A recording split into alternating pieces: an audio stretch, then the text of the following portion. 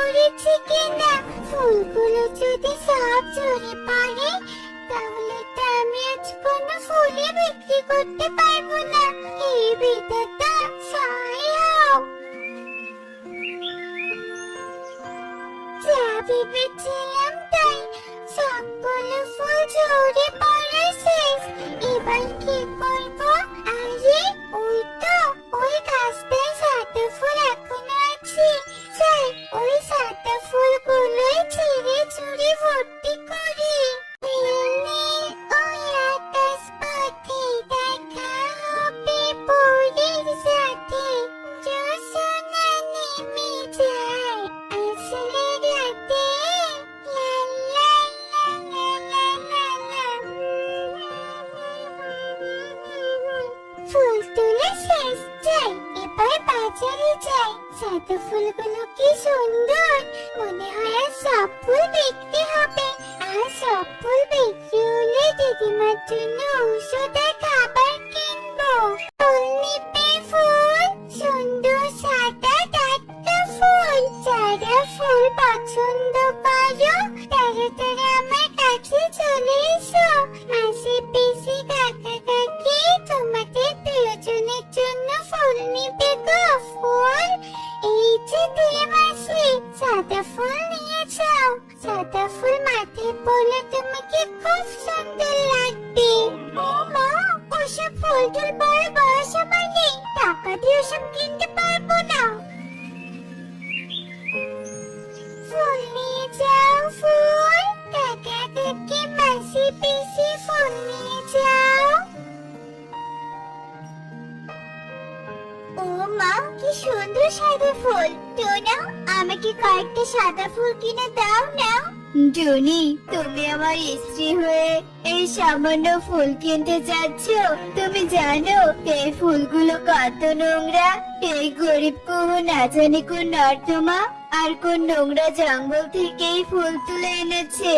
টোনা কাকা, তুমি ভুল বলছো। আমি এগুলো নোংরা জায়গা থেকে তুলে আনিনি। এগুলো অনেক ভালো ফুল। একবার হাতে নিয়ে দেখো, কত সুন্দর সুবাস। টোনা, ফুলগুলো সত্যি মনে হচ্ছে ভালো, কিনে দাও না। ওহো টুনি, তুমি তো জানোই আমি গরিবদের থেকে কিছু কিনতে পছন্দ করি না।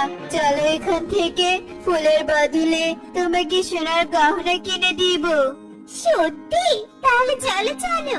কত আশা করেছিলাম যে ফুল বিক্রি হলে দিদিমার ওষুধ আর খাবার কিনবো, কিন্তু একটা ফুলও বিক্রি হলো না। এবার খালি হাতে কি করে বাড়িতে যাবো? আর এতগুলো ফুলে বা কি করবো? এক কাজ করি, ফুলগুলো দিয়ে একটা জামা বানাই। বাহ, ফুলের তৈরি জামাটা তো খুব সুন্দর দেখতে। জামাটা আমার ভারী পছন্দ হয়েছে। কে কে কে কে তুমি? তুমি এভাবে হঠাৎ করে কোথা থেকে আসলে? আমি ডাইনি, উপর দিয়ে যাওয়ার পথে ফুলের জামাটা দেখে এখানে এলাম।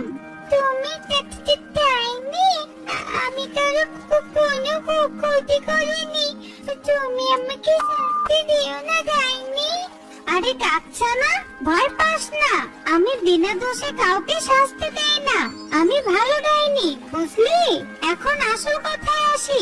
এই জামাটা আমার মেয়ের জন্য কিনতে চাই। তুই কি জামাটা বিক্রি করবি? হ্যাঁ, অবশ্যই বিক্রি করব। তাহলে আমি জামাটা নিলাম।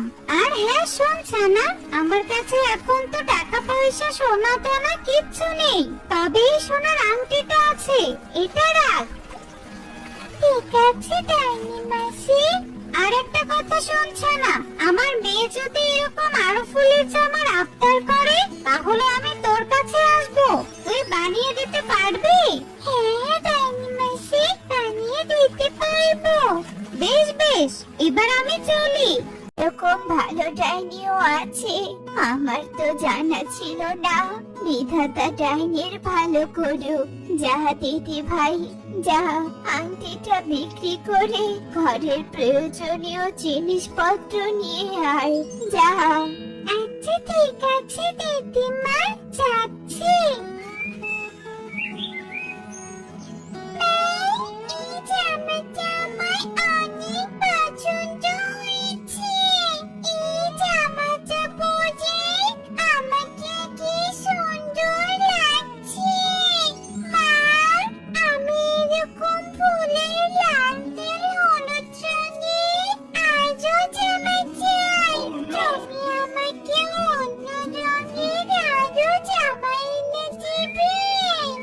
সোনা, হ্যাঁ আরো জামা এনে দেব।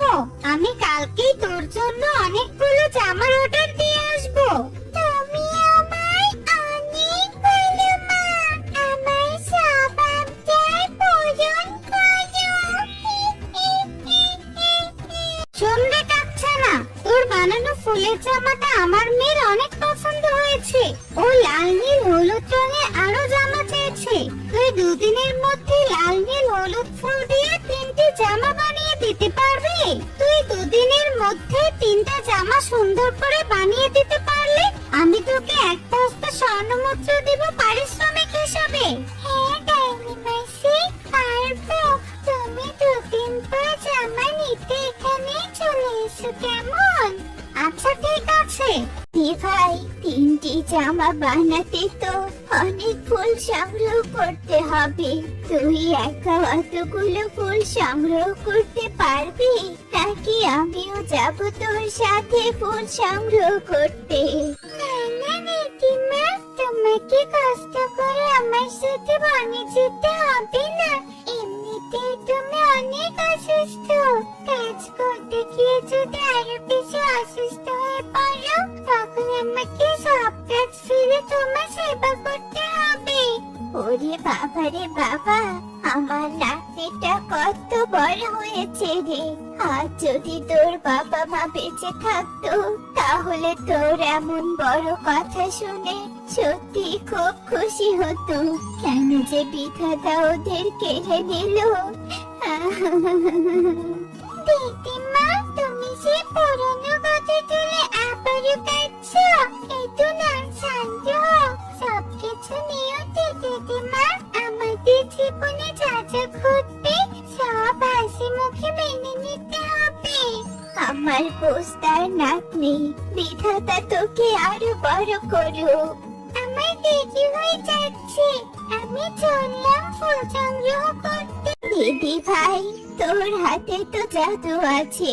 কি নিখুঁত ফুলের জামা বানিয়েছিস, দেখতেই চোখ একদম জুড়ে যাচ্ছে।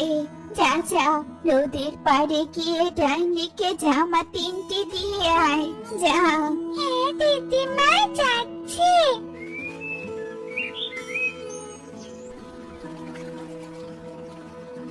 কাচ্ছানা, তুই তো আমার কথা মতো জামা বানিয়েছিস, কিন্তু আমি যে স্বর্ণমুদ্রা মানে তোর পারিশ্রমিক নিয়ে আসিনি।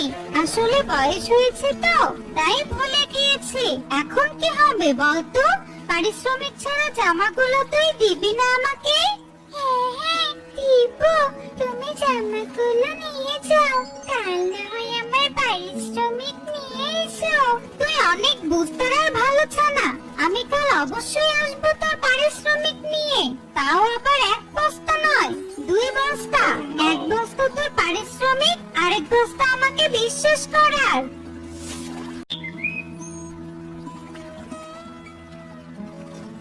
কিরে কাচ্ছানা, তুই এখানে এভাবে পায়চারি করছিস কেন? তোকে দেখে তো মনে হচ্ছে কার জন্য অপেক্ষা করছিস। তা কার জন্য অপেক্ষা করছিস শুনি? আমি ডাইনি মাসের জন্য অপেক্ষা করছি। ডাইনির জন্য অপেক্ষা করছিস? কিন্তু কেন? আসলে না খুলে বাদ দিয়ে খুলে বলতো, কেন ডাইনির জন্য অপেক্ষা করছিস? তুই ডাইনির সাথে হাত মিলিয়ে আমাদের বনের ক্ষতি করবি না তো আবার? না না কাকা, আসলে বলছি, সব খুলে বলছি। সবই বুঝলাম। শোন, তোর দিদিমা তোকে সে কখন থেকে ডাকছে। তোর দিদিমার কণ্ঠটা কেমন অসুস্থ অসুস্থ লাগছিল। আমরা তোকে এই খবরটা দিতে এখানে এসেছি। তুই তাড়াতাড়ি তোর দিদিমার কাছে যা। সত্যি? আমার দিদিমার আবার কি হলো? হায় হায়, দিদিমা আমি আসছি। কি দারুণ বুদ্ধি তোমার। এবার ডাইনি আসলে কুহুর কথা বলে আমি স্বর্ণমুদ্রার বস্তা 2টো নিব, আর ধনী হব। তোমরা বস্তা দুটো কুহুর কাছে পৌঁছে দিও, কিন্তু আমি এবার আসি। বস্তা 2টো কুহুর কাছে নয়, সোজা আমাদের বাড়িতে যাবে। চল চলো টনি চলো।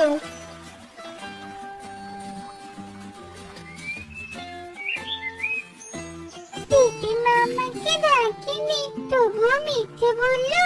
টোনা কাকা টুনি কাকি গরিবদের হেনস্থা করতে খুব মজা পায়। এদিকে ডাইনি মাসি আছে, কেন এখনো আসছে না বুঝতেই পারছি না।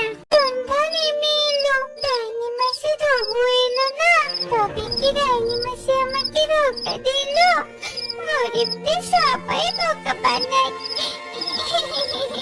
শোনো ছানা, ডাইনি তোমাকে ধোকা দেয়নি, তোমাকে ধোকা টুনি আর টোনা দিয়েছে। ওরা তোমাকে মিথ্যে বলে ডাইনির কাছ থেকে সমস্ত স্বর্ণ মুদ্রা নিয়ে গিয়েছে তোমাকে দেয়ার নাম করে।